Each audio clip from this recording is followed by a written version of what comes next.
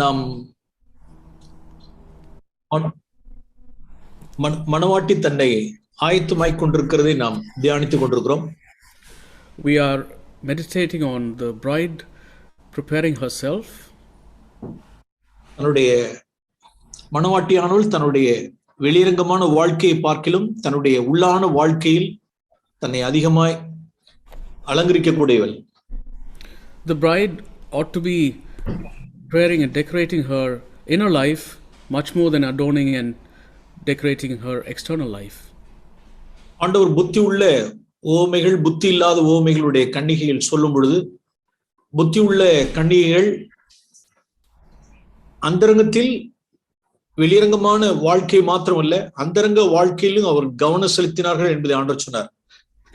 When the Lord spoke about the foolish and the wise virgins, he said the wise virgins were not only worried about their external life, but they also took heed to preserve their inner life.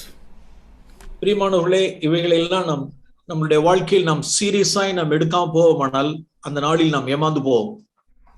Beloved brothers and sisters, if we don't take these things seriously, in the day of the Lord's return, we will be disappointed.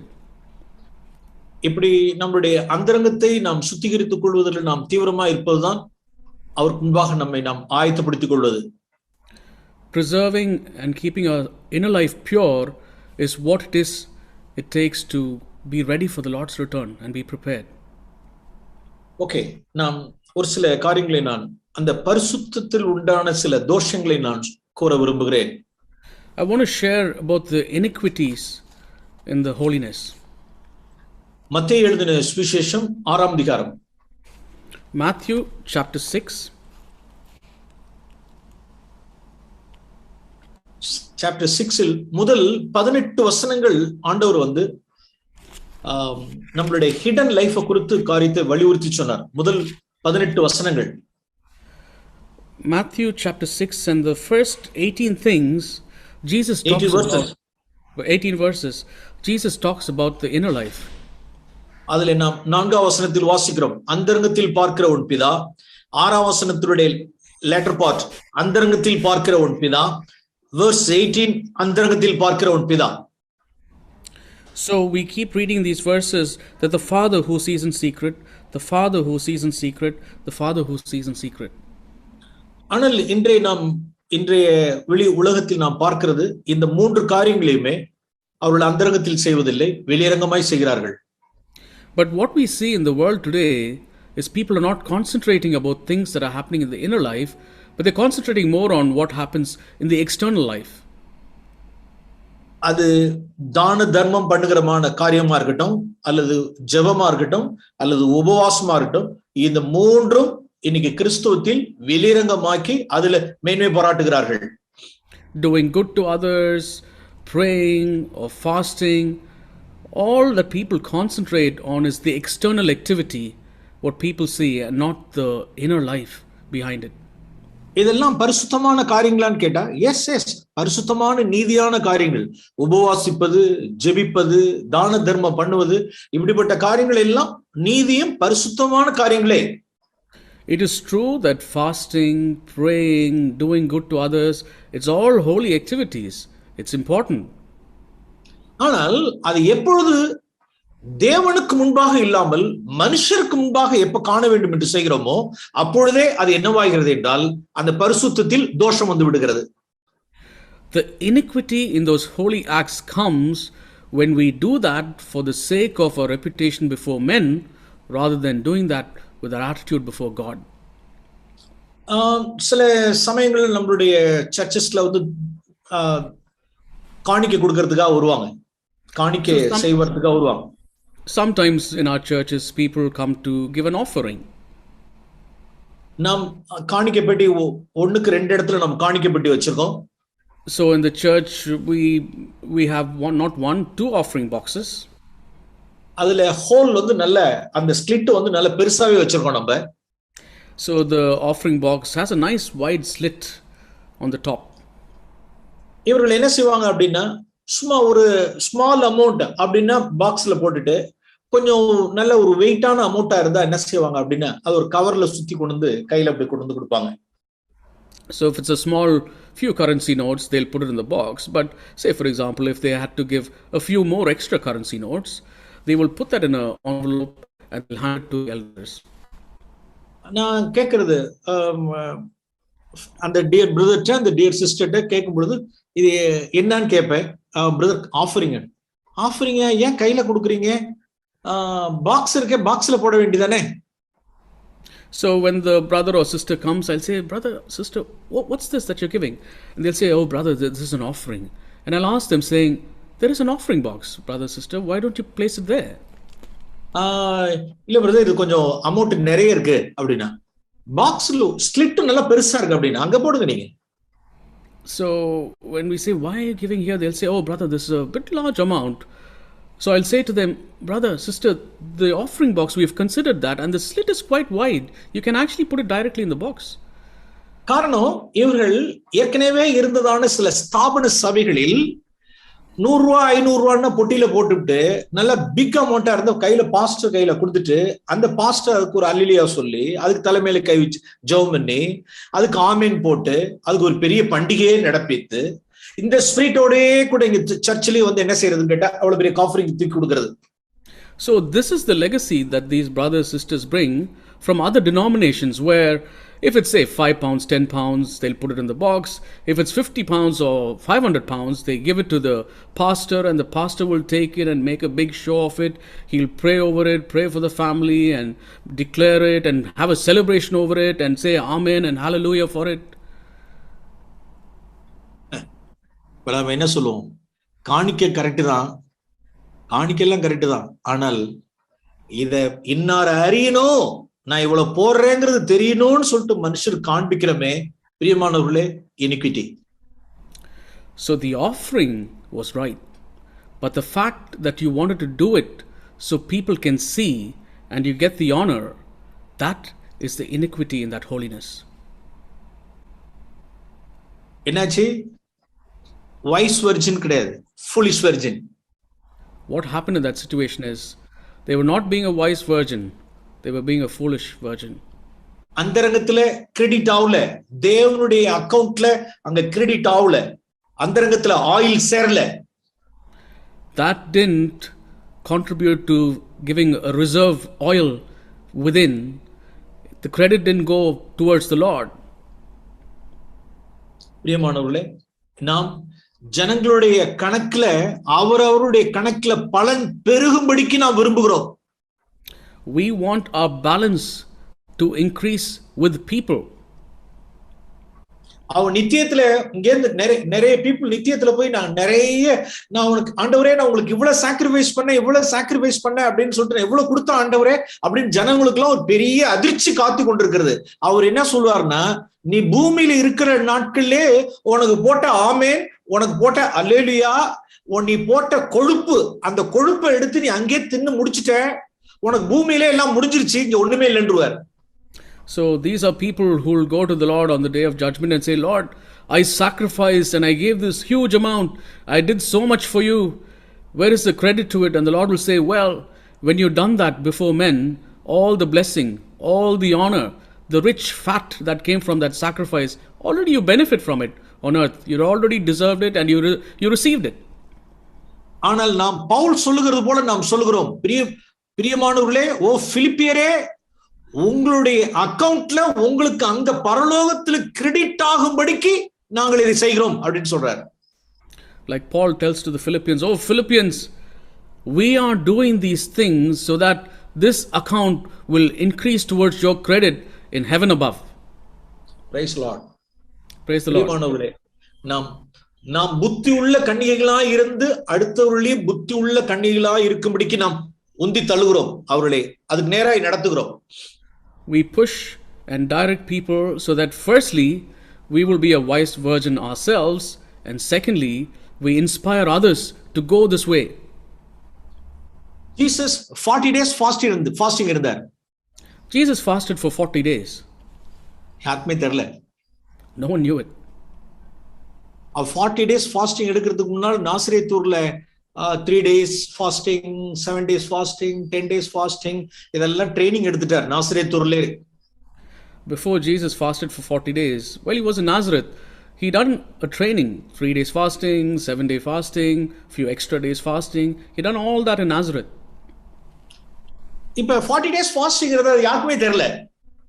So now that he was fasting for 40 days, no one even knew that.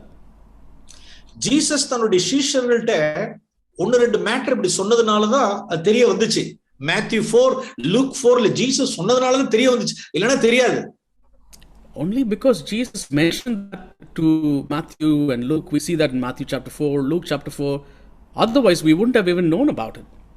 அந்த நாட்கள்ல வாழ்ந்த அவருடைய வாழ்நாட்களில் அவருடைய ஜனங்களுக்கு அவர் எப்படிப்பட்டவரா தெரிஞ்சாருன்னா, சரியான குடிகாரன், சரியான போஜன பிரியன், அப்படிதான் இயேசு அறியப்பட்டிருந்தார். In the days of Jesus' life on earth, people outside, they knew him as a gluttonous man, as a people who drank too much and indulged too much. Jesus ஒரு ஃபங்க்ஷனுக்கு போயிருப்பார். Jesus would have gone for a function, a celebration of some kind. அங்க biryani first round biryani வந்திருக்கு, biryani first round போயிருக்கு. So the first helping or serving of the biryani was happening. Okay, Jesus ஜெபம் பண்ணிட்டு சாப்பிட்டிருப்பார். Jesus would have prayed for the food and he would have had his dinner. Okay, அங்க இன்னும் நிறைய பிரியாணி, எக்கச்சக்கமா நிறைய பிரியாணி இருந்ததுனால, ப்ளீஸ் செகண்ட் சர்விங்க்கு எங்களுக்கு ஹெல்ப் பண்ணுங்களேன் அப்படின்னு சொல்லிட்டு செகண்ட் ரவுண்ட் வந்துச்சு. உடனே தட்டை நீட்டு செகண்ட் ரவுண்ட் வாங்கி சாப்பிட்டார். So the people there in that celebration would have said, oh, we have a lot of leftovers, so let's go around, give a second helping to people. And Jesus would have received it, saying, yes, please give me a second helping, I'll have some more food. அங்க திராட்சை ரசம் வரும்பொழுது second round third round வாங்கி குடிச்சார். So they had the wine and they had extra, so Jesus would have helped himself for a second round, even perhaps a third round. அப்படியே பார்த்து பயந்துட்டாங்க. அப்படின்னு எல்லாம் என்ன செஞ்சாங்கன்னா, ஐயோ ஐயோ ஐயோ ஐயோ அப்படின்னாங்க. குடிகாரனை பாரு, குடிகாரன், போஜன பிரியனை பாருன்னு சொல்றாங்க. So people would have saw that and got surprised and said, look at this man, he's a gluttonous man, eating and eating and eating and then drinking, and he's becoming a drunkard, drinking more and more. இப்படி பார்த்ததுனாலதான் அவருக்கு என்ன பேர் கொடுத்துட்டாங்க அப்படின்னா, போஜன பிரியன், குடியன் அப்படின்னு வச்சுட்டாங்க. So they saw that and they named him as a gluttonous man and as a person who drank too much. அவர் என்ன செய்யல அப்படின்னா, ஐயோ இவங்க என்ன சொல்லுவாங்க, ஐயோ இவங்க என்ன சொல்லுவாங்கங்கிறதெல்லாம் இல்ல, செகண்ட் ரவுண்டா வாங்கிட்டார். மனுஷருடைய அபிப்பிராயத்திற்கு இயேசு கிறிஸ்து மரிச்சிட்டார். Jesus didn't think, oh, what will they think of me if I did this? He had died to the opinion of man. Second round, third round, praise the Lord, அவர் பாட்டு சாப்பிடுவார்.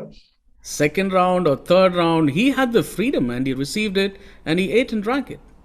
நல்ல 3 வருஷத்துல ஜனங்கள் பாக்குறப்பெல்லாம் சாப்பாடு, பாக்குறப்பெல்லாம் தண்ணி பாரு, குடிச்சுக்கிட்டே இருக்கிறத பாருன்னு சொல்லிட்டோன்னே பேர் குத்திட்டாங்க, போஜன பிரியன், குடிகாரன். So the 3 years, people noticed that, well, see, he's eating and then eating and called him a glutton. And they saw him drinking and have extra helpings of drinks and they called him a drunkard. பிரியமானவர்களே, அந்தரங்க வாழ்க்கையில் தேவனுக்கு முன்பாக அவருடைய உபவாசம் இருந்தது. ஹல்லேலூயா. Before the Lord, there was a fasting though, and the Lord saw that. Hallelujah. 40 நாட்கள் fasting, அநேக தடவை fastings. He fasted for 40 days. He fasted many times. பிரியமானவர்களே, அப்ப பரிசுத்தமான காரியங்களில் உண்டான இனிக்விட்டி இது. This we can say is one of the iniquities in holiness. இதை நாம் இந்த பகுதியில் நாம் சுத்திகரித்துக் கொள்ளணும். We have to purify ourselves in this area. Okay. பரிசுத்தத்தில் உள்ள அடுத்த இன்னொரு தோஷத்தை நான் சொல்ல விரும்புகிறேன். I'd like to point out another iniquity in holiness. Luke chapter 18. Luke chapter 18. நாம் தன்னைத்தானே நீதிமான் என்று நம்பி அடுத்தவர்களை அற்பமா எண்ணிட ஒரு பரிசேயனை குறித்ததான காரியத்தை ஓமையா ஆண்டவர் சொன்னார். We see here the parable of a man who thought himself as righteous and despised another man as a sinner. பிரியமானவர்களே, எப்பெல்லாம் நாம் அடுத்தவர்களை நம்முடைய நீதியினால், நம்முடைய பரிசுத்தத்தினால் அடுத்தவர்களை எப்ப நாம் அற்பமா எண்ணுகிறோமோ அப்பெல்லாம் அந்த பரிசுத்தத்தில் தோஷம் இருக்குன்னு அர்த்தம். When, because of our righteousness and our holiness, we look down and despise others, then I will say there is an iniquity in that holiness. அது ஒரு காலம் அது தேவ நீதியாய் மாறாது, சுயநீதி அது. That will never be the righteousness that comes from the Lord. That will be a self-righteousness. அது அது filthy garment அது. It is a filthy garment. அது வெட்டிங் garment ஆகாது. This can never be a wedding garment. அந்த righteous actல அந்த righteous wedding garmentக்கு அந்த thing போவே போகாது. This righteous act will never contribute towards that wedding garment. Okay, நாம் இங்க வாசிக்கிறோம் 11 and 12 13ல லூக் 18ல அந்த ரெண்டு பேருடைய ஜெபத்தை உங்களுக்கு நான் சொல்ல விரும்புகிறேன். I want to show you from Luke chapter 18 verses 11, 12 and 13 the prayer of these two men. அதுல முதல்ல ஆயக்காரனுடைய ஜெபத்தை நான் சொல்ல விரும்புகிறேன்.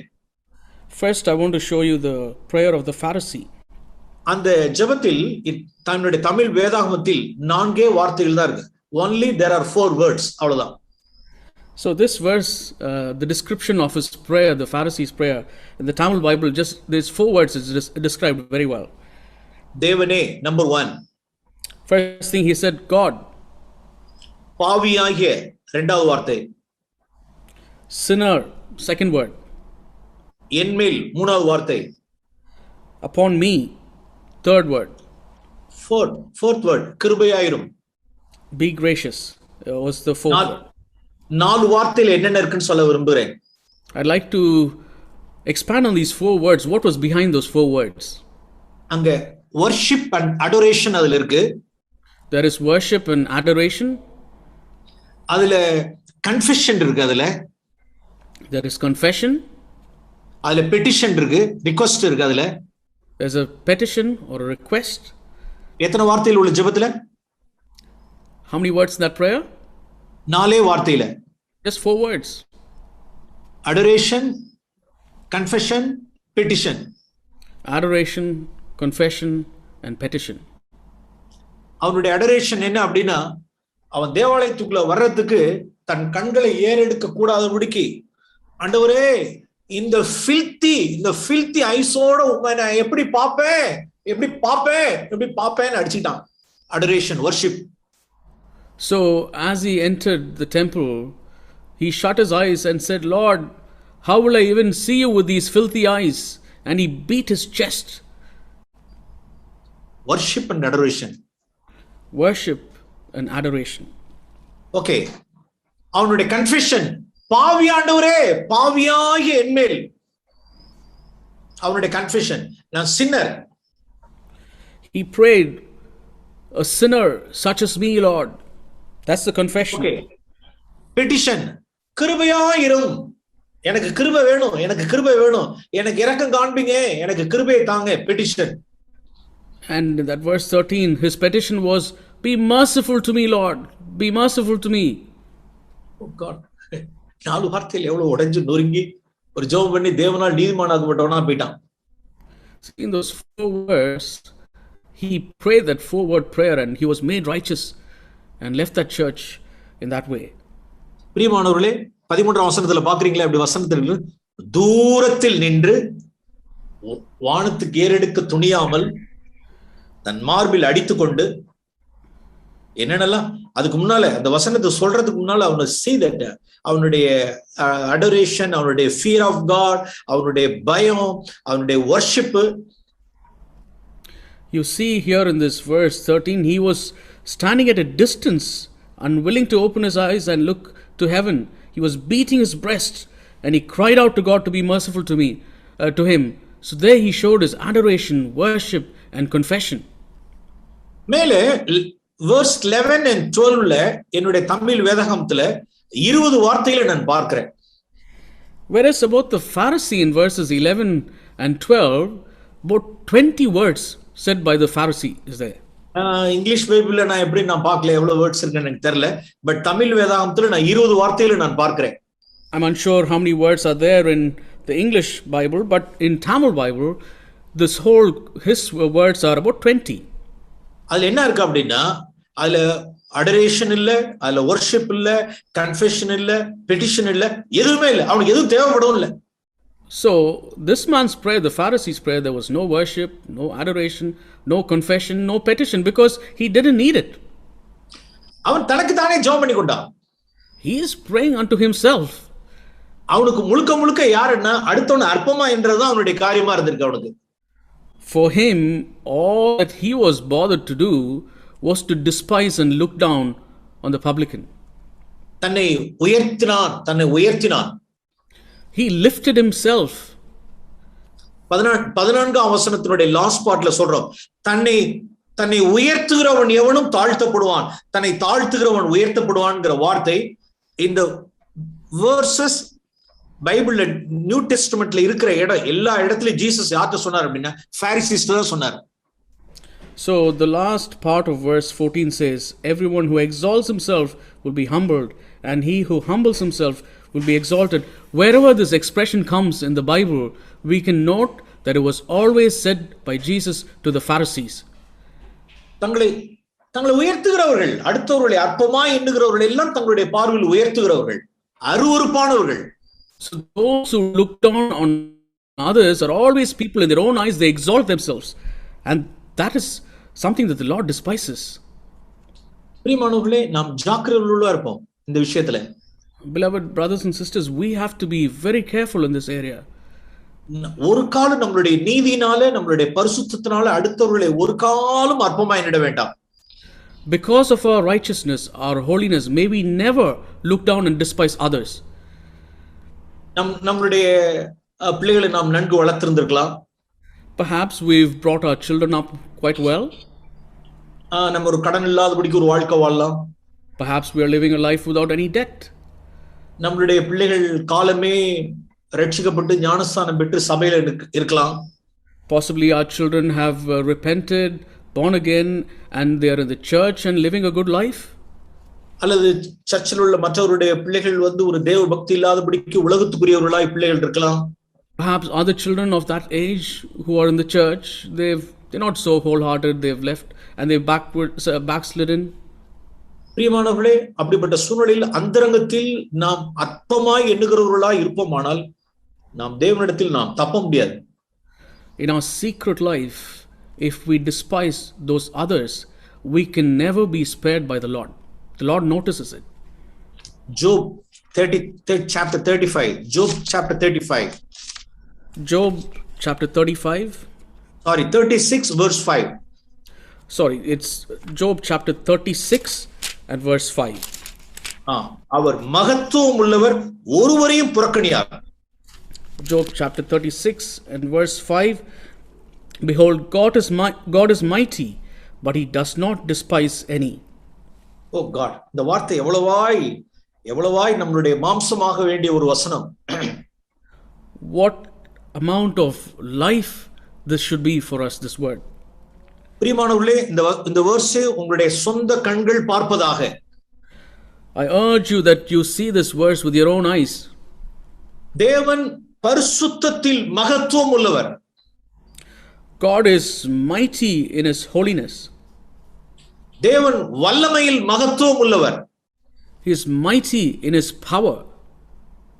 ஆனால் ஒருவரையும் அவர் என்ன செய்ய மாட்டார்னா அற்பமா எண்ண மாட்டார், புறக்கணிக்க மாட்டார், அசட்டை செய்ய மாட்டார். But he never despises, looks down or rejects anyone. அவர் மன உருக்கத்திலும் மகத்துவம் உள்ளவராம். Says the latter part, even in his mercy he is great. It says, இது நம்முடைய சாயலாய் மாறுவதாக. May that be our nature as well. ஏசாயாவின் புத்தகம் 65ஆம் அதிகாரம். Isaiah chapter 65 verse 5. 65 verse 5.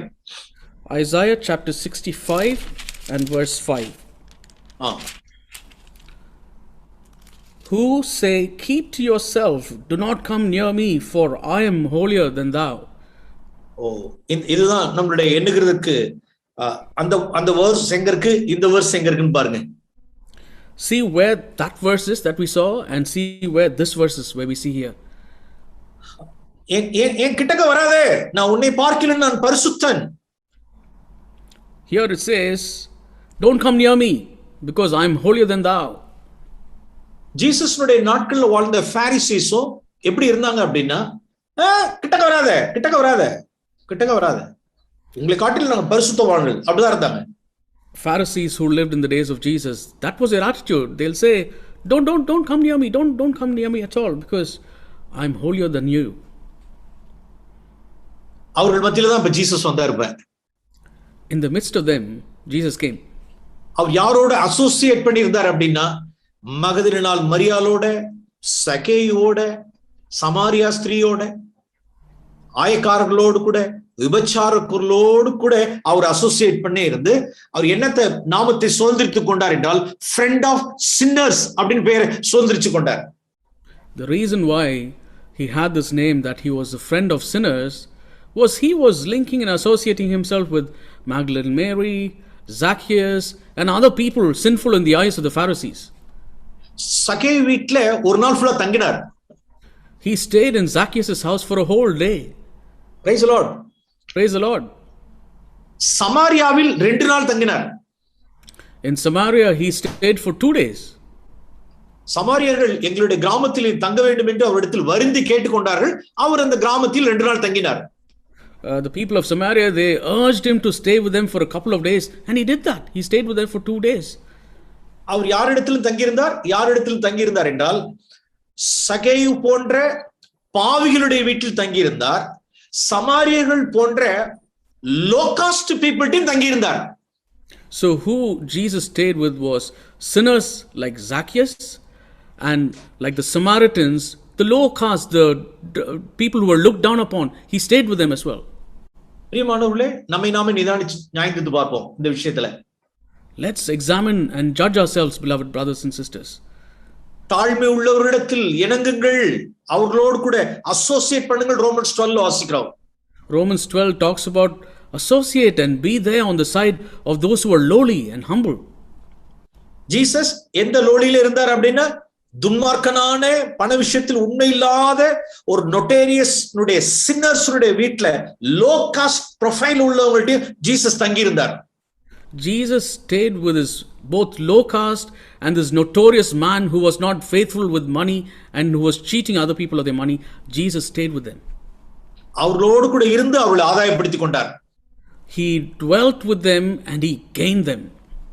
இதற்கு மாறாக உள்ள ஸ்பிரிட் கிட்டக்க வராத அப்படின்னு சொன்னோம்னு வச்சுங்க, நாம என்ன சொல்லுவோம்? பக்கா பரிசேத்தனமான ஆவி.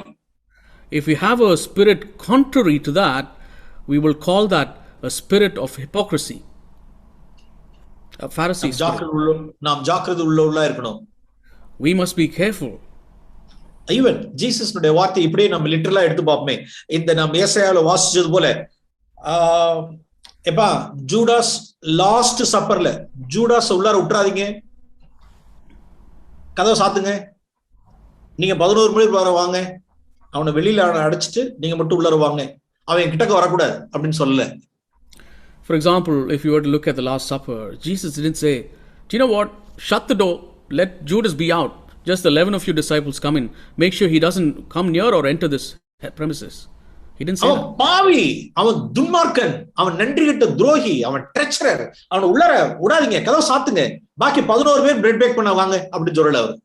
He's a sinner, he's a cheat, he's going to betray me, make sure he doesn't come anywhere near here. He didn't say that.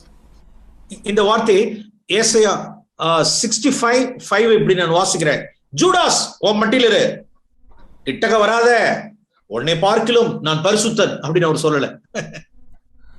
Jesus didn't, if this verse 5 were to be read, Judas, keep yourself, don't come near me because I'm holier than you. Jesus didn't say that. Okay, praise the Lord. Jesus நோட ஹைட் எங்க இருக்கு பாருங்க. Praise the Lord. See to what level Jesus was high in his standard. அவனுக்கு கால் கழுவி தன்னை தாழ்த்தி அவன் தலையில அன்பின் அக்கினியை கொடுத்தார். அந்த சத்துருவுக்கு போஜனம் கொடுத்தார், அந்த சத்துருவுக்கு பானம் கொடுத்தார், அவன் தலையில அன்பின் அக்கினியை குவித்தார். Jesus, he called him, washed his feet, and he poured coals of love, of fire on his head. That's what Jesus did to him, to a person who betrayed him. அவனுக்கு அப்பத்தையும் ரசத்தையும் கொடுத்தார். He gave him bread and he gave him wine and fed him. உன் சத்துருவுக்கு போஜனம் கொடு, உன் சத்துருவுக்கு பானம் கொடு, அவன் தலையில அன்பின் அக்கினி தலையில குவின்னு வாசிக்கிறோம். We read about that verse. It says, feed your enemy, give a drink to him. By that, anoint his head with coals of live love and fire. பிரியமானவர்களே, எங்க தாழ்மையும் எங்க அன்பும் இல்லையோ அந்த பரிசுத்தம் மெய்யான பரிசுத்தமாகாது.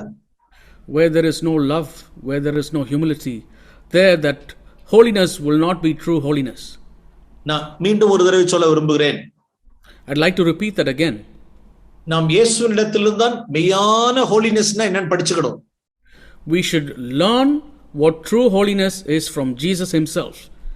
தாழ்மையும் அன்பும் உள்ள பரிசுத்தமே மெய்யான பரிசுத்தம். A holiness which has love and humility, that is the only true holiness. நாம் ஜீசஸ் அதான் பார்க்கிறோம். That is what we see in Jesus. அவர் பாவிகளுக்கு சிநேகிதராய் இருந்தார். He was a friend of sinners. அப்ப நாம் ஒரு காலம் நாம் என்ன செய்ய வேண்டாம், நம்மளுடைய நீதியினால பரிசுத்தத்தினால அடுத்தவர்களை அற்பமா என்ன வேண்டாம், அசட்டை செய்ய வேண்டாம். Let's not despise or look down because of our righteousness, because of our holiness. Let's not do that to others. Okay, மூன்றாவது காரியத்தை நான் சொல்ல விரும்புகிறேன். I'd like to show you the third iniquity in holiness. Matthew chapter 20. Matthew chapter 20. அங்க நாம் காலையிலிருந்து அதிகாலையிலிருந்தே திராட்சை தோட்டத்துல வேலை செய்த வேலையாட்களை குறித்து நாம் பார்க்கிறோம். We see here the servants who worked in the vineyard from early in the morning. அங்கே நாம் 12ஆம் வசனத்தில் பிந்தி வந்தவர்களாகிய இவர்கள் 1 மணி நேரம் தான் வேலை செய்தார்கள். We read there in verse 12 that people who came much later in the last hour had worked only for an hour. பகலின் கஷ்டம் வெயிலின் உஷ்ணத்தை சகித்த எங்களுக்கு இவர்களை சமமாக்கினீரே என்று முறுமுறுத்தார்கள். So the servants who had come earlier said, see, you've made us equal to them. These are people who came in the last minute. 15ஆம் வசனத்தில் நான் தயாளனாய் இருக்கிறபடினால் நீ வன்கணனாய் இருக்கலாமா? So in verse 15 we say, is it not lawful for me to do what I wish with what is my own, or is your eye envious because I am generous? அப்ப நம்மளுடைய நீதியில நம்மளுடைய பரிசுத்தத்துல மற்றவர்களோடு கூட நம்மளால சமமா பார்க்க முடியல அப்படின்னா அது எங்கேயோ பரிசுத்தத்துல கோளாறு. If in our righteousness and holiness we can't consider others equal to us, then there is some flaw in that holiness somewhere. அவங்க எனக்கு கீழே தான் இருக்கணும். Oh, they should be below me. எனக்கு சமமா இருக்க கூடாது. They cannot be my equal. அவங்களுக்கு அப்படி ஈக்குவலா இருக்காங்க அப்படின்னு சொன்னா இருதயத்துல ஒரு முறுமுறுப்பு இருந்துகிட்டே இருக்கும். So if they're my equal, there is some grumbling in my heart and murmuring there. பிரியமானவர்களே, பர்னபாவினுடைய ஸ்பிரிட்டை நான் சொல்ல விரும்புகிறேன். I like to point to you Barnabas' spirit. Acts chapter 11. Acts and chapter 11. So, wonderful spirit of Barnabas. This is the wonderful spirit of Barnabas. ஜெருசலேமில் உள்ள சங்கத்திலிருந்து அந்தியோக்கியாவுக்கு யாரிடத்துல commitment கொடுக்கறாங்க, பொறுப்பு ஒப்படைக்கிறாங்க அப்படின்னா பர்னபாட்ட பொறுப்பு ஒப்படைக்கிறாங்க. So in Jerusalem the committee gives the responsibility to Barnabas to go to Antioch. 22ஆம் வசனத்தில் வாசிக்கிறோம். Acts chapter 11 verse 22. Acts chapter 11 and verse 22. The news about them reached the ears of the church at Jerusalem, and they sent Barnabas off to Antioch. Okay, ஜெருசலேமில் உள்ளதான capital அங்கிருந்து என்ன அனுப்புறாங்க அப்படின்னா குவார்ட்டர்ஸ்ல இருந்து head குவார்ட்டர்ஸ்ல இருந்து அந்தியோக்கியாவுக்கு பர்னபாவை அனுப்பினார்கள். So the church at Jerusalem was the headquarters, and what they chose to do was they sent Barnabas as the representative to Antioch. அங்க போய் அவன் தேவனுடைய கிருபை அங்க காணும் பொழுது அவன் ரொம்ப சந்தோஷம் அடைகிறான். தேவனுடைய கிருபையை அவன் கண்டு சந்தோஷப்பட்டான். 23ஆம் வசனத்துல verse 23, he arrived in Antioch and he witnessed the grace of God and he rejoiced. இது இப்ப யாருடைய ரீஜன் அப்படின்னா Antioch region, Barnabas region. So the region of Antioch was now the region for Barnabas. Okay, பர்னபாவுக்கு அந்த ரீஜனை ஒதுக்கி கொடுத்துட்டாங்க. So they've allocated Antioch for Barnabas to take charge of. Okay, நிறைய ஜனங்கள் அவன் கர்த்தரிடத்தில் புத்தி சொல்லி ஜனங்களை, அநேக ஜனங்கள் கர்த்தரிடத்தில் சேர்க்கப்பட்டார்கள். 24ஆம் வசனத்துல Verse 24, considerable numbers were brought to the Lord in that place. பாத்துட்டீங்களா? யார் சுவிசேஷம் அறிவிக்கிறதுன்னா பர்னபா சுவிசேஷம் சொல்றார்.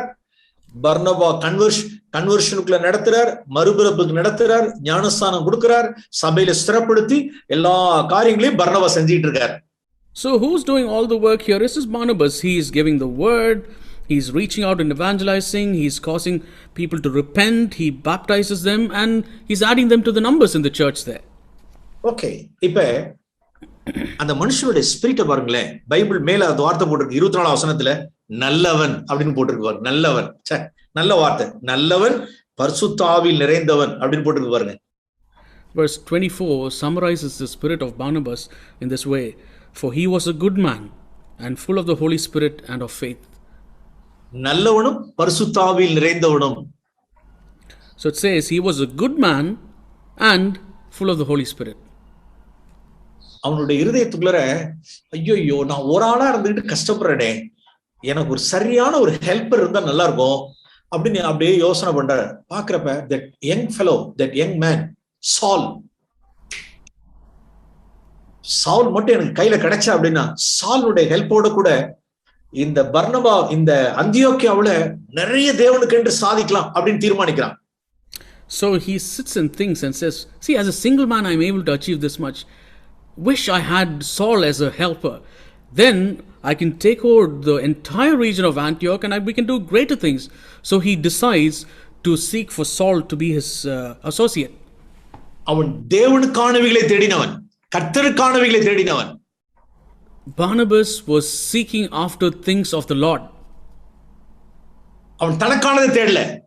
He didn't seek after things for his own self. தன்னிடத்துல எவ்வளவு நான் குறை உள்ள மனுஷன், எனக்கு ஒரு ஹெல்ப் தேவைப்படுது இப்ப அப்படின்னு புரிஞ்சுக்கிட்டான். He saw his own need and he said, see, I have a lack in myself to do this all by myself. I could do with this wonderful help from Saul. Okay, இப்ப என்ன செய்யறார் அப்படின்னா, சவுலை தேடும்படி 25ஆம் வசனம், சவுலை தேடும்படி தர்சுவுக்கு புறப்பட்டு போய் அவனை கண்டு அந்தியோக்கியாவுக்கு கொண்டு வந்தான். கிட்டத்தட்ட 100 கிலோமீட்டரா 100 மைலா தெரியல, அவ்வளோ தொலைவுல போனாவன். Verse 25, and he left for Tarsus to look for Saul, and when he found him, he brought him to Antioch. So I don't know if it's about 100 miles or 100 kilometers, but he made the journey to go seek for Saul and bring him. தர்சு பட்டணத்துல போனவனெல்லாம் ரெடியாலாம் கிடையாது இன்னைக்கு இருக்கிற மாதிரி. அங்க போய் தேடினான், அப்படியே he looked for, எங்கேயோ தேடி அட்ரஸ் கேட்டு தண்டி கொண்டு பிடிச்சு நீ வாப்பா அப்படின்னு அழைச்சிட்டு வந்துட்டு எங்க அழைச்சிட்டு வந்துட்டார் அப்படின்னா அந்தியோக்கு அழைச்சிட்டு வந்துட்டார். So Paul wasn't like these days where you inform them before you come, and Paul wasn't going to be waiting around. First of all, he had to go to Tarsus, then he had to search amongst the people as to where Saul is, found him, and then he had to bring him back to Tarsus. தனக்கானதை தேடாதவன். He is a man who didn't seek after his own self. தேவனுக்கானவைகளை தேடினவன். He sought after the things for God. Praise the Lord. நம்மளுடைய திருச்சபைகளில் இப்படிப்பட்ட ஆவி உள்ளே வருவதாக, தேவன் இப்படிப்பட்ட ஆவியை பொழிவாராக. Praise the Lord. May the Lord pour out such spirit upon people in our church. ஆண்டவரே, என்னால முடியாது, இன்னொரு சகோதரன் எனக்கு இருந்தாதான் இதை பேலன்ஸ் பண்ணி நான் கொண்டு போக முடியுங்கிறது நீடை பார்க்கிறவர்கள். Those who cry out to the Lord saying, Lord, I can't do this by my own self. Give to us, Lord, somebody who can bear this burden and work alongside us. ஆனால் யாரெல்லாம் தனக்கானவைகளே தேடுகிறார்களோ அவர்களெல்லாம் என்ன செய்வாங்கன்னா, வேற யாரும் வரக்கூடாது, எல்லாம் இது அந்தியோக்கியா ரீஜன், பர்னபா ரீஜன் அப்படிங்கிற ஸ்பிரிட்ல இருப்பாங்க. Those who want to get a name for themselves, they will not allow anybody else to come, because they'll say, Antioch is mine and mine it shall be, and I will do it myself. I won't let anyone in. உன்னை யார்ப்பா church கொண்டு வந்தா? Who brought you to the church, sir? Barnabas. உனக்கு யாரு ஞானஸ்நானம் கொடுத்தா? Who gave you baptism? Barnabas. உனக்கு யார் கல்யாணம் பண்ணி வச்சா? Who helped you get married? Barnabas. Barnabas. உனக்கு எல்லாத்தையும் சகலமும் இருந்து நடத்திட்டு இருக்கிறது யாரு? பர்னபா.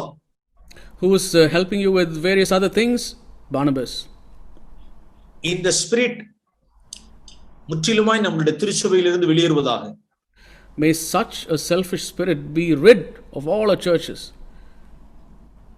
கொஞ்ச நாட்கள் கழிச்சு பார்க்கறப்ப சமமாயிட்டார். பிந்தி வந்த Saul சமமாயிட்டார். After a few days, as things developed, Saul, who came after him, had become equal to Barnabas. அதுக்கு கொஞ்ச நாள் கழிச்சு பர்னபா கீழே போயிட்டார், சவுல் மேல போயிட்டார். Even after that, Barnabas went down and Saul increased. என்ன ஸ்பிரிட் அப்படின்னா, நான் சிறுகட்டும் நீ பெருகட்டும். அல்லேலூயா. His spirit then was, may I decrease, may you increase. Hallelujah. நாம் நிறைய பேர் என்ன சொல்லுவோம் அப்படின்னு, நிறைய பேர் இந்த வார்த்தையை சொல்லுவோம். ஜீசஸ்ட சொல்லுவாங்க என்ன, ஆண்டவரே நல்ல எல்லாரும் சொல்லுவாங்க. 100 பேர் இருந்தாலும் 100 பேர் என்ன சொல்லுவாங்கன்னா, ஆண்டவரே நான் சிறுகட்டும் நீர் பெருகட்டும்னு ஜீசஸ்ட சொல்றது ஒன்றும் பிரச்சனை இல்லை. 100 பேர் சொல்லிவிடுவாங்க. If there are 100 people, all 100 people will say to Jesus, Lord, may you increase, may I decrease. They will say that to Jesus. ஆனால் இப்ப சவுல்ட்ட சொல்லணுமே, சால் நீ பெருகணும் நான் சிறுகணும்னு சொல்லணும். அந்த இடம் தான் test. But the real test is whether they can say to somebody like Saul, Saul, you should increase and I should decrease. Praise the Lord. அது நிஜமாவதாக. May that be true. அப்படின்னா அந்த பரிசுத்தம், அந்த நீதி மெய்யான பரிசுத்தம், அது wise virgin. Then that holiness, that righteousness, in that there is truth, and that is the wisdom of the wise virgins. பிரியமானவர்களே, நாம் அடுத்த காரியத்தை நான் சொல்ல விரும்புகிறேன். I'd like to move to the next iniquity. எசேயாவின் புத்தகம் 64ஆம் அதிகாரம். Isaiah chapter 64. Verse 5. Verse 5. மகிழ்ச்சியாய் நீதி என்னால செய்ய முடியல. ஒரு ஒரு ஒரு நீதியோ ஒரு பரிசுத்தத்தை என்னால உற்சாகமாய் மகிழ்ச்சியா என்னால செய்ய முடியல அப்படின்னா அதுல இனிக்விட்டி அதுல உண்டுன்னு அர்த்தம். If I cannot rejoice in my righteousness, then that is not true holiness. There is iniquity in that. அதைதான் நாம் 2 Corinthians chapter 9ல வாசிக்கிறோம். We read that as well in 2 Corinthians chapter 9.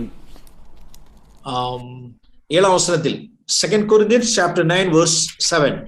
2 Corinthians please 9 chapter 9 verse 7.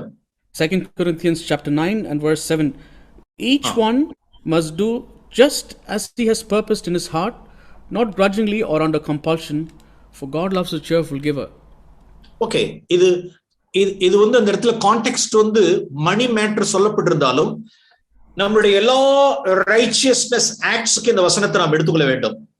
Though the context here is about giving money, we can apply the same principle to all our righteous acts as well. நம்மளுடைய நீதி ஒரு காலம் விசனமா இருக்கக்கூடாது, கட்டாயத்தின் பேர்ல இருக்கக்கூடாது.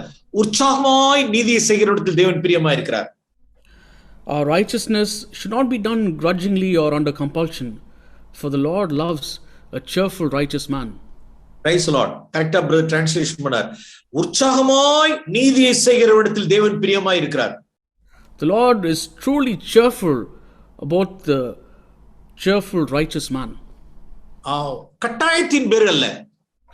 Not out of compulsion. சிலர் வந்து போய் ஒப்புரவாகிறதுக்கு உண்டான கிரியைகளை செய்றாங்க. In reconciliation or restitution, அதுல ஒரு காலம் reconciliation restitution கட்டாயத்தின் பேர்ல இருக்க கூடாது, உற்சாகமா இருக்கணும், விசனத்தோடு இருக்க கூடாது.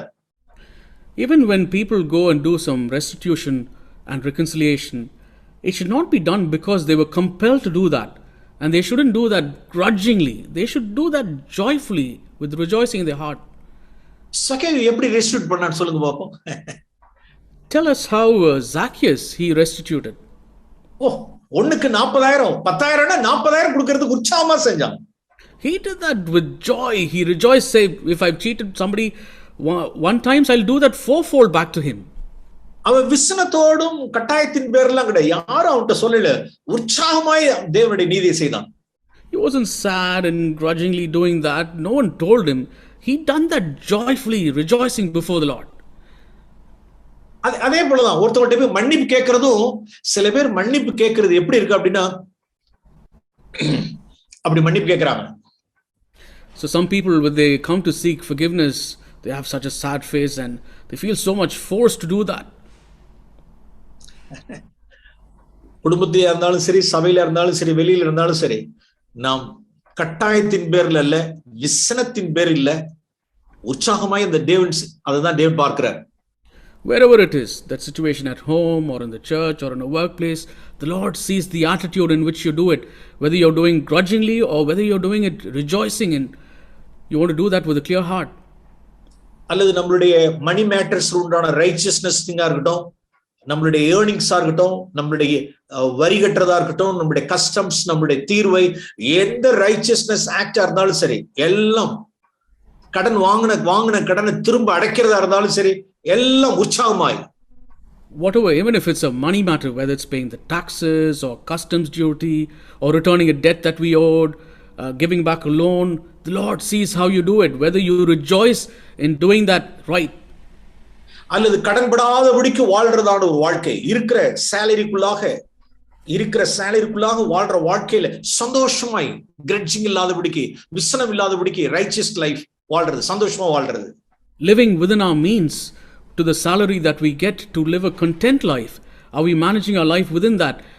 Not grudgingly out of compulsion, but do we rejoice in living that sort of a life? மனைவிமார்கள் தங்களுடைய புருஷனுக்கு கீழ்ப்படிதான காரியங்கள், மனைவிமார்கள் காதுள்ளவர்கள் கேட்க கடவர்கள், மனைவிமார்கள் தங்களுடைய புருஷன்மார்களுக்கு கீழ்ப்படுகிறது விசனத்தோடு அல்ல, கட்டாயத்தின் பேரில் உற்சாகமாய் கீழ்ப்படுகிறவர்கள் தேவன் பிரியமாய் இருக்கிறார். Wives who are listening, please open your ears and listen. To submit to the husband, not out of compulsion or grudgingly, but to rejoice in submitting to the husband. The Lord sees that. சிலர் இந்த மாதிரி வசனங்களை பார்க்கும் பொழுது அவர்களுக்கு அப்படியே கஷ்டமா இருக்கு, அவர்களுக்கு அப்படின்னு இருக்காங்க.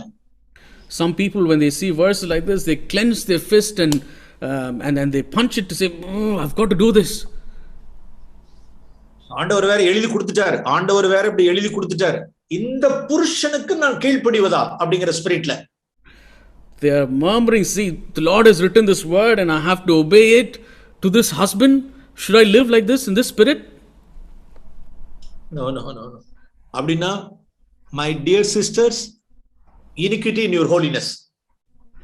If that is the case, my dear sisters, there is iniquity in your holiness. சிலர் மனைவிமார்களிடத்தில் அன்பு கூறுங்கள், இருதயத்திலே கசந்து கொள்ளாதீர்கள் அப்படிங்கிறப்ப முடியல, அப்படியே உள்ளார ஒரு விதமான ஒரு கசப்பை வச்சுக்கிட்டு கட்டாயத்தின் பேர்ல அவர்கள் அன்பு கூறுறது. பிரியமானவர்களே, இனிக்விட்டி, எங்க உற்சாகமாய் நீதி இல்லையோ அந்த இடத்துல எல்லாம் இனிக்விட்டி தான் அது. When the husband cannot love his wife but has bitterness and grudgingly and feels compelled to do that and not does that rejoicing, there is iniquity in that holiness. பிரியமானவர்களே, அப்படின்னா அவர்களுக்கெல்லாம் பரிசுத்த ஆவியானவருடைய நிறைவு இல்லைன்னு அர்த்தம். The reason for that is they do not have the infilling of the Holy Spirit. Kingdom of God அப்படின்னா என்ன போட்டிருக்கு அப்படின்னா, நீதி, சமாதானம், பரிசுத்த ஆவியினால் உண்டாகும் சந்தோஷம். The kingdom of God is about righteousness, peace and the joy that comes from the Holy Spirit.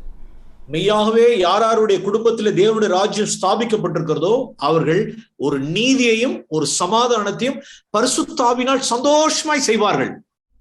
Those who establish the kingdom of God in their life, they'll do that in righteousness, peace and the joy of the Holy Spirit. அவர்கள் அந்த காரியத்தை நடப்பிக்கிறதே சந்தோஷமாய் நடப்பிப்பாங்க. அது நீதியாகட்டும் சமாதானமாகட்டும். Whatever it is, whether it's righteousness or peace, the way they do that will be with the rejoicing in their heart. அப்ப எங்க மகிழ்ச்சி இல்லையோ, உற்சாகம் இல்லையோ, அந்த இடத்துல ஒரு விசனத்தோடு கட்டாயத்தோடு ஒரு நீதியை செய்வார்களானால், பிரியமானவர்களே, அது பரிசுத்தத்தில் உண்டான தோஷம். Where there is no joy and rejoicing in that act of righteousness, therein is an iniquity in that holiness. Okay, ஏசாயாவின் புத்தகம் 5ஆம் அதிகாரம். Isaiah chapter 5. நம்மளுடைய நீதியினால் நாம் அடுத்தவர்களை நாம் நியாயம் தீர்ப்போமானால், judge பண்ணுவோமானால், If according to our righteousness we judge other people, நாம் தேவனை தரிசித்த மனுஷன், தேவனுடைய பரிசுத்தத்தை கண்ட மனுஷன் ஒரு கால அடுத்தவர்களை நியாயம் தீர்க்க மாட்டான். a man who's seen God and who's seen the glory of God, he will never judge any other man. நாம் ஏசாயா 6ஆம் அதிகாரத்துல தேவனுடைய மகிமையை அவர் பார்த்தார். In Isaiah chapter 6, he saw the glory of God. அவருடைய பரிசுத்தத்தில், அதாவது உம்முடைய வெளிச்சத்தில் நான் என்னை குறித்து வெளிச்சம் பார்க்கிறேன். In his light I see light upon myself. Yes, அவருடைய மகா உன்னதமான இந்த வெளிச்சத்தில் இப்ப எனக்கு வெளிச்சம் காமிக்குது, இப்ப எனக்கு வெளிச்சம் கிடைக்குது. இப்ப God's tremendous light, it sheds light upon my life. அப்ப என்னுடைய செல்ஃப் என்னோடத்துல உள்ள ஃபில்த்தினஸ் பார்த்து என்னை நியாயம் தீர்க்கிறதுக்கு தேவன் கிருபை செய்றார். By that the Lord gives grace so I can see my wretchedness, my filthiness, and to repent. நான் அசுத்த உதடுகள் உள்ள மனுஷன். Lord, I am a man of unclean lips. நான் அதமானேன். Oh me. பிரியமானவர்களே, எப்படி நாம் பரிசுத்தம் அடைகிறோம்? How do we become holy? அவருடைய சமூகத்திலிருந்து வருகிற அக்கினியினால் மாத்திரமே என் அக்கிரமம் நீங்கி நான் பரிசுத்தம் அடைகிறேன். Only by the fire that comes from his presence will my sin be removed and I will become holy. அதற்கு பிறகுதான் ஆண்டவர் தன்னுடைய மினிஸ்ட்ரிக்கு அனுப்புறார். Only then the Lord can set me out for his ministry. அதுக்கு முன்னால உள்ள மினிஸ்ட்ரி எல்லாம் இப்ப என்ன சொல்லுவோம்? So what shall we say about the ministry that happened before that? அதெல்லாம் அடிக்கிற மினிஸ்ட்ரி, அதெல்லாம் அடிக்கிறது. That ministry is a flogging ministry. அதாவது ஜட்ஜ் பண்றது, கண்டம் பண்றது, கிரிட்டிசைஸ் பண்றது. It's a ministry of condemning, judging and criticizing. அப்படிதான் முன்னால பண்ணிட்டு இருந்தார். That's how he was doing it before. பிரியமானவர்களே, பரவாயில்ல, ஏசாயா 6ஆம் அதிகாரத்திலே 6ஆம் அதிகாரத்துக்குள்ளே எல்லாம் முடிஞ்சிருச்சு, எல்லாம் பிகினிங்லயே முடிஞ்சிருச்சு எல்லாம். Thank God all this ended at the beginning of Isaiah chapter 6. அதுக்கப்புறம் 60 அதிகாரம், மகிமையான 60 அதிகாரங்கள் அப்புறம் வருது. After that comes 60 chapters of glory. Oh, praise the Lord. யாருக்கு அந்த 60 அதிகாரங்கள் கொண்ட மகிமையான ஊழியங்கள்லாம் எப்ப வரும் அப்படின்னா, முதல்ல தன்னுடைய இனிக்விட்டியை பார்க்கிறவங்களுக்கு தான். So those who cleanse themselves of the iniquity first of all, then they'll have 60 chapters, 60 glorious chapters to follow. பிரியமானவர்களே, நாம் இந்த நம்மளுடைய அசுத்தத்தை நாம் தேவனுடைய சன்னிதானத்தில், தேவனுடைய வெளிச்சத்தில் தான் நாம் பார்க்க முடியும். We can only see our wretchedness in the presence of the Lord. அப்ப அதற்கு முன்னால இருந்த நாட்களில் அவர் அடுத்தவரை ஜட்ஜ் பண்ணிட்டே இருந்தார். In the days beforehand, he was a man who judged others. அதெல்லாம் நாம் ஏசாயா chapter 5ல வாசிக்கிறோம். நாம we read all that in Isaiah chapter 5. பிரியமானவர்களே, நாம் தேவனுடைய வெளிச்சத்தில் நாம் வெளிச்சம் காண்போம். May we see light in his light, beloved. அப்ப நம்மளுடைய பரிசுத்தத்தில் உள்ள இன்னொரு தோஷம் என்ன அப்படின்னா, நாம் தோஷமானது அடுத்தவர்களை ஜட்ஜ் பண்றது. So that one other iniquity in our holiness is this aspect of judging others. ஏன்னா நான் என்னுடைய ஹைட் அவ்வளவு ஹைட் நான் என்றதுனால, because I consider that my height is quite high. கடைசியில பார்த்தா உண்மையிலே தேவனுடைய வெளிச்சத்துல பார்த்தா என்கிட்ட எவ்வளவு ஃபில்தினஸ் இருக்குங்கிறது அதுக்கப்புறம் தான் தெரிய வரும். Only if I see in the light that I see God, that he gives me that light, then I will see what a wretched person I am. Okay, one more iniquity.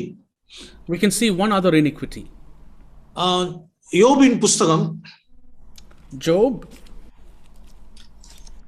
இது justify. சில பேர் தங்களுடைய பரிசுத்தத்தினால தங்களை justify பண்ணிட்டே இருப்பாங்க. So some people, because of their holiness, they justify themselves. Job chapter 32. Job chapter 32. Verse 2. Verse 2. யோபு தன்னை justify பண்ணது நிமித்தம் அப்படின்னு வாசிக்கிறோம். So this phrase, it says in verse 2 of Job chapter 32, because he justified himself. ஓ பிரியமானவர்களே, அது தேவனுடைய பார்வையில் ஒரு abomination. In the sight of the Lord, such a spirit is an abomination in the eyes of the Lord. இந்த ஒரு காரியத்தை நான் சற்று ஒரு சில வார்த்தைகளை கொண்டு நான் விளங்க விரும்புகிறேன். I'd like to explain this by sharing a few things here. யோபுனுடைய வாழ்க்கையில் இந்த அவனுடைய அந்த அவனுடைய கோதுமையாகிய அந்த அவனுடைய நீதி, அந்த பரிசுத்தம், அந்த விசுவாசத்தில் இந்த ஜஸ்டிஃபைங் செல்ஃப் ஜஸ்டிஃபிகேஷன்ங்கிற ஒரு பதர், ஒரு சாஃப் இருந்தது. So in this wheat of Job's righteousness, his holiness, there was this chaff called justifying himself. அத கர்த்தர் பார்த்துட்டார். அது The Lord saw that. அது எப்ப வருது அப்படின்னா உபத்திரவத்தின் மத்தியில் அது வெளியில வருது. Where it gets exposed is when there is trials and tribulation, it gets exposed. சில சமயங்கள்ல ஏன் ஆண்டவர் நமக்கு பிசாசுக்கு உத்தரவு கொடுக்கிறார், நம்மை சுலகினால் புடைக்கிறதுக்கு ஏன் உத்தரவு கொடுக்கிறார் அப்படின்னா, the reason why the Lord gives permission for the devil to test and try us, நம்மை சிறுமைப்படுத்தவோ இல்ல அவமானப்படுத்தவோ அல்லது உபத்திரவப்படவோ நஷ்டப்படவோ சில பாடுகளுக்குள் தேவன் நம்மை அனுமதிப்பது எதுக்காக அப்படின்னா நம்மளை சுத்திகரிக்கவே. the reason why the Lord allows us to go through trials so we get tried and tested is because the Lord wants to test and purify us. அவனுடைய பரிசுத்தத்தில் இந்த சாஃப், இந்த பதர் இருக்கு, செல்ஃப் ஜஸ்டிஃபிகேஷன் இருக்கு. In Job's holiness there was this chaff of justifying himself. கிட்டத்தட்ட 3 சிநேகிதர்களும் அவனோடு கூட போராடி போராடி போராடி கடைசியில அவனை ஜெயிக்கவே முடியல. அவன் ஜஸ்டிஃபை பண்ணிக்கிட்டே இருக்கான். So his 3 friends tried and tried and tried, but they couldn't overcome Job because he was constantly justifying himself. பிரியமானவர்களே, அது லூக்கா 16:15 படி மனுஷருக்கு முன்பாக தன்னை நீதிமானாக காட்டுகிறது எதுவோ அது தேவனுடைய பார்வையில் அருவருப்பு என்று வாசிக்கிறோம். We read in Luke 16:15, he who justifies himself before man is an abomination before the Lord. அது ஒரு அருவருப்பு, தேவனுடைய பார்வையில் அது ஒரு அருவருப்பு. The Lord sees that as an abomination. அதை யோபுடைய வாழ்க்கையில சுத்திகரிக்கணும்னு விரும்பிட்டார். The Lord wanted to cleanse that from Job's life. இப்ப நிறைய விஷயங்கள்ல அதை சொல்லி காம்பார், தான் செஞ்சதெல்லாம் சொல்லி காம்பார். In various of that situations, Job was relating those incidents and he was justifying himself as to how he was right. நான் குருடனுக்கு கண்ணா இருந்தேன், சப்பாடிக்கு நான் காலா இருந்தேன், விதவிக்கு நான் அதை செஞ்சேன், வழிபோக்கு இதை செஞ்சேன், ஏழைகளுக்கு இதை செஞ்சேன், அதை செஞ்சேன், நிறைய சொல்லுவார். Job says, I was an eye to the blind, I was a feet to the lame, I've done this for the widows, I've helped these people and that thing, and he explains all those things, a list of it. எல்லாம் justification. All that list was showing how he was justified in all that. ஆனால் பிரியமானவர்களே, நேரம் கிடைக்கும் பொழுது Matthew 25ல ஆண்டவர் judgement டேல பிரிப்பாராம். ஒன்னு வெள்ளாடுகள், இன்னொன்னு செம்மறி ஆடுகள். It says in the day of judgment, the Lord will separate and judge the sheep from the goats. அப்ப இந்த செம்மறி ஆடுகள் என்ன செய்யும் அப்படின்னா, அந்த வார்த்தையை நான் பார்த்துட்டு நான் திரும்புவோம். We can turn to that verse in Matthew chapter 25. Old கவெனன்ட்க்கும் நியூ கவெனன்ட்க்கும் உண்டான ஒரு டிஃபரன்ஸ் நான் காண்பிக்க விரும்புகிறேன். This is the difference between the old covenant and the new covenant. Okay, you read it from 33. Matthew chapter 25 from verses 33. And he will put the sheep on his right and the goats on the left. Then the king will say to those 35. For I was hungry and you gave me something to eat. I was thirsty and you gave me something to drink. I was a stranger and you invited me in. Naked and you clothed me. I was sick and you visited me. I was in prison and you came to me. Then the righteous will answer him, Lord, when did we see you hungry and feed you, or thirsty and give you something to drink? And then when did we see you as a stranger and invite you in, or naked and clothe you? When did we seek you sick, see you sick or in prison and come to you. Okay, போதும். இப்ப நம்ம என்ன செய்வோம், இவர்களுக்கு என்னவே இல்லை அப்படின்னா, எப்ப செஞ்ச அது செஞ்ச நான் எனக்கு தெரியல, எப்ப செஞ்சேன்னு இருக்கணுமே தவிர, ஜோபுனுடைய ஸ்பிரிட் என்ன, நான் இதை செஞ்சேன், நான் அதை செஞ்சேன், நான் இதை செஞ்சேன், நான் அதை செஞ்சேன்னு சொல்றாரு. So rather than being, when did I do that? Did I actually do that? I'm not sure when I did that. I can't remember it. But Job was quoting, I did this, I did that, I did this. பிரியமானவர்களே, நாம் என்ன ஆவியுடையவர்களா இருக்கிறோம்? Beloved, what is the spirit we are in? நாம் செம்மறிகளா இருப்போம். May we be like sheep. நாம் செய்யறதெல்லாம் correct தான், எல்லா ரைச்சியஸ்னஸ், எல்லா குட்னஸ் எல்லாம் ரைட் தான். ஆனால் அதை சொல்லி காண்பிக்கிறதும், செஞ்சவருக்கு சொல்லி காண்பிக்கிறதும், அது சோதிக்கப்படுகிற நேரங்களில் அதை ஜஸ்டிஃபை பண்றதுக்காக நாம் சொல்லி காண்பிக்கிறது iniquity. What we did was right, but the fact that we quote those to justify ourselves, that is iniquity. அதான் யோபுனுடைய பிரச்சனை. அதுதான், that was the problem that Job had. அவங்க அக்யூஸ் பண்றாங்க, ஆனா இவர் ஜஸ்டிஃபை பண்ணிட்டே இருக்கிறார். They were accusing him, but he was constantly justifying himself. Job chapter 42. Job chapter 42. பிரியமானவர்களே, தேவன் அவரோடு கூட இன்டராக்ட் பண்ணி, அவரை உடைத்து, அவரை உருவாக்கி, அவரிடத்திலிருந்து ஒரு காரியத்தை கொண்டு வந்துட்டார் இப்ப வெளியில. The Lord interacted with him and he brought this out from him. James தன்னுடைய லெட்டர்ல சொல்லும் பொழுது the end of the Lord அப்படின்னு சொல்வார். James in his epistle he writes the end of the Lord. நிறைய பேர்ட்ட நான் கேட்கறது உண்டு, what is the end of the Lord in Job's case அப்படின்னு நான் கேட்ட உடனே என்ன சொல்லுவான்னு கேட்டா, எல்லாம் டபுள் போர்ஷன், எல்லாம் டபுள் blessings, எல்லாம் ரெட்டத்தனையான ஆசீர்வாதம், அதான் end of the Lord சொல்லுவாங்க. So when I ask people what was the end of the Lord for Job, and people will say, oh, he received a double fold, that was the end of the Lord. They'll say all the double fold that he received. அவர்கள் earthly blessings தேடுகிறவர்களா இருந்தாங்கன்னா அவர்களுக்கு அதான் end of the Lord. So if they were seeking after these earthly things, for them, yes, that's the end of the Lord for them. பிரியமானவர்களே, நாம் மேலானவையிலே heavenly blessings தேடுகிறவர்களா இருந்தால் end of the Lord என்னவென்றால் இங்க இருக்கு, verse 6ல இருக்கு. If we seek after the things of the Lord, the heavenly things, we see here what the end of the Lord is in verse 6. அவர் தன்னைத்தானே அருவருத்து தூளிலும் சாம்பலிலும் இருந்து மனஸ்தாபப்பட்டார். He retracted himself and he repented in dust and ashes. Tamil பைபிள்ல அருமையான வார்த்தை இருக்கு, நான் அருவருத்து அப்படின்ற மாதிரி இருக்கு, என்னையே நான் அருவருத்து. So in Tamil Bible it describes that he hated himself. He despised himself. Yes, தன்னை அரோசித்தார், தன்னை வெறுத்தார். He hated and despised himself. ஆண்டவரே, இந்த அருவருப்பான காரியம் என்னிடத்தில் இருந்ததேன்னு சொல்லிட்டு தன்னை அருவருத்தார். He saw that wretchedness in him and said, Lord, I hate this, what I see in me. இவ்வளவு நாட்களாய் என்னுடைய பரிசுத்தத்தோடு கூட இந்த செல்ஃப் ஜஸ்டிஃபிகேஷன் அபாமினேஷன் இருந்ததே, அதை நான் அருவருக்கிறேன் அப்படின்னு அருவருத்தார். He hated along with my righteousness, I had this justifying of myself, this abomination, Lord. I hate this. That's the end of the Lord. That is the end of the Lord. பிரியமானவர்களே, அந்த நிலைமைக்கு வருகிறதுக்காகவே தேவன் அவனுடைய வாழ்க்கையை சுத்திகரிக்கிறதுக்கு இடம் கொடுத்தார். The Lord allowed him so that he'll go through this to come to this point in his life. இப்படி எல்லாம் நம்மளுடைய பரிசுத்தத்தில் உள்ள iniquities எல்லாம் நாம் பார்க்க வேண்டியதா இருக்கு. Like this, we have to examine the iniquities in our holiness. One more thing, last thing, seventh thing, iniquity. One last.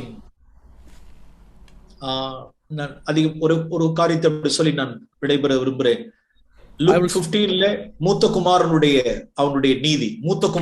நீதி, elder sonனுடைய நீதி. The last and seventh iniquity in holiness I'd like to show from Luke, the iniquity that was in the elder son, in the prodigal son story. தகப்பனுடைய வீட்டுல நீண்ட ஆண்டுகளாய் எல்லாவற்றையும் செய்தான், அவனுடைய lamp எரிஞ்சுக்கிட்டு தான் இருந்துச்சு. So he was doing very well in the Father's house, and everything was righteous, and his lamp was burning bright. ஆனா உள்ளார ஆயில் இல்ல. But within, there was no reserve oil. தன்னுடைய சகோதரனை அக்செப்ட் பண்ணிக்க முடியல. He couldn't accept his brother. தன் சகோதரனை மன்னிக்க முடியல, அன்பு இல்ல. He couldn't have that love to forgive his brother. பிரியமானவர்களே, இது போல நம்மளுடைய வாழ்க்கையில வெளியரங்கமான நீதி பரிசுத்தம் காரியங்கள் மத்தியில இருந்து பாத்திரத்துக்கு உள்ளார ஆயில் இல்லாம போக முடியும். It's very possible that in our own lives, that externally we can have this oil burning this lamp, but within there is no oil. So மனுஷருக்கு முன்பாக நம்மளுடைய பரிசுத்தம் நீதி இருக்க வேண்டாம். May we not have this righteousness and holiness before men. நம்மளுடைய நீதி பரிசுத்தத்தினால் ஒருவரை நாம் ஒருபோதும் அற்பமா எண்ண வேண்டாம். Because of our righteous holiness, let's not despise or look down on others. நம்மளுடைய நீதியினால் அடுத்தவர்களை ஒரு காலம் மன்னிக்க கூடாதபடிக்கு ஒரு இருதயம் நமக்கு இருக்க வேண்டாம். May we not have a heart not to forgive others because of our righteousness. நம்மை தாண்டி நமக்கு சமமா இல்ல, நம்ம மேல போனாலும் நாம் சந்தோஷப்படுவோம். May we rejoice when people are not just equal to us, but even go further higher than us. நம்மளுடைய நீதியினால் அடுத்தவர்களை ஒருபோதும் என்ன செய்ய வேண்டாம், நியாயந்திருக்க வேண்டாம். May we not judge others because of our righteousness. நம்மளுடைய நீதி பரிசுத்தத்தினால் ஒருபோதும் நாம் ஜஸ்டிஃபை பண்ண வேண்டாம். Because of our righteous holiness, let's not justify ourselves. பிரியமானவர்களே, இப்படியாய் மணவாட்டி தன்னை ஆயத்தப்படுத்திக் கொள்கிறார். Beloved, this is how the bride prepares herself. அதில் உள்ளதான எல்லா filthiness, அந்த தோஷங்கள் எல்லாம் கழித்து தன்னை சுத்திகரித்துக் கொள்கிறார். She keeps cleansing herself of all these impurities and the filth, and she keeps preserving her. அதனால்தான் அந்த வெட்டிங் கார்மெண்ட் சுத்தமும் பிரகாசமும் அப்படி இருக்குன்னு வாசிக்கிறோம். That's why we read that wedding garment is clean and bright and pure. ஜெபமனு. Let's pray. எங்கள் பரமபிதாவே, இந்த வேளைக்காக நன்றியோடு துதிக்கிறோம். Our dear Heavenly Father, we thank you for this afternoon. எங்களுடைய நீதி உமக்கு முன்பாக இருக்கட்டும் ஆண்டவரே. Lord, may our righteousness be before you. எங்களுடைய வெட்டிங் கார்மெண்ட் ஆண்டவரே சுத்தமும் பிரகாசமும் மெல்லிய பரிசுத்த நீதிகளாய் காணப்படட்டும் ஆண்டவரே. May our wedding garment be clean, bright, and as fine linen, Lord, before you. புத்தி உள்ள கன்னியாய் இருந்து எங்களுடைய அந்தரங்கத்திலே பாத்திரத்திலே நாங்கள் எண்ணெய் சேர்க்கிறதுக்காக காணப்படட்டும். May we be like the wise virgins who are collecting the reserve oil in the secret life within us. இயேசு நாமத்தில் பிதாவே. We ask this in your name. Amen. Amen.